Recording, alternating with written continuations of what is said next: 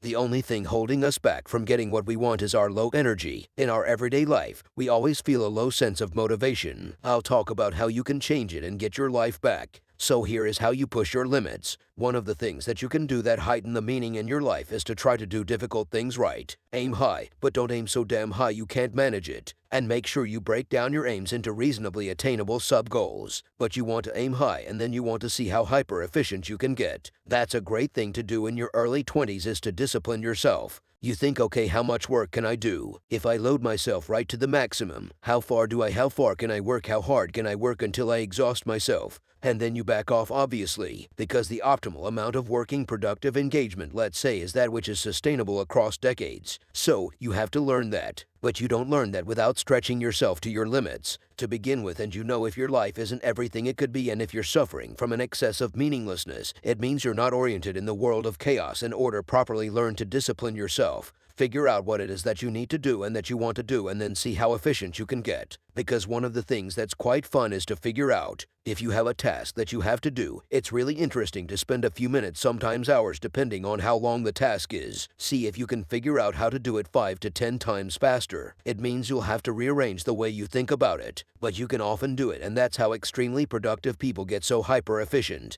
It's unbelievable the degree to which our sanity depends on our functioning sociological structure. Another way you can be successful is you can work on micro habits with regard to your conscientiousness. And I think the best micro habit is to set up some aims for yourself, goals that you actually value. You're going to have to put some effort into your life and you need to be motivated to do that. So what are the potential sources of motivation? Well, you could think about them in the big five, but then there are dimensions that you want to consider your life across, and so we ask people about, well, you know, if you could have your life the way you wanted it in 3 to 5 years, if you were taking care of yourself properly, you know, what would you want from your friendships? What would you want from your intimate relationship? And how would you like to structure your family? What do you want for your career? How are you going to use your time outside of your job?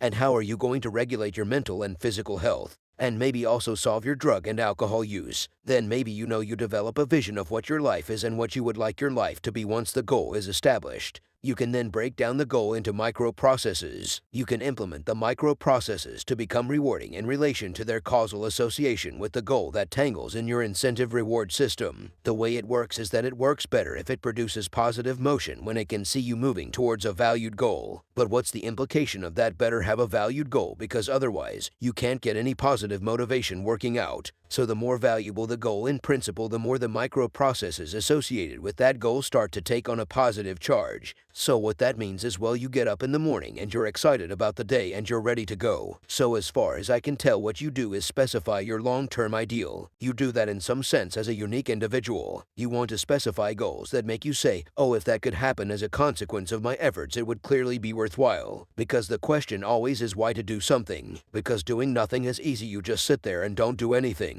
That's really easy. The question is, why would you ever do anything? The answer to that has to be because you've determined by some means that it's worthwhile. And then the next question might be, well, where should you look for worthwhile things? One would be, you could consult your own temperament, and the other would be to look at what it is that people accrue that's valuable across the lifespan. You have to ask yourself, is this really that's what you want? Because that means that's what you do. That's what you dedicate your life to. Because you're competing with other people, you know they're smart, they're hardworking. If you want to be at the top, you have to be smarter and work harder than any of them. And working hard means working long hours. It also means working diligently. But in the final analysis, it's all also an additive issue. If I'm smart and hardworking, I can crank out for 70 hours a week and you do it for 30 hours. In 2 years, I'm so far ahead of you that you will never ever catch up. It's this philosophy that gets people ahead. You'll sacrifice everything.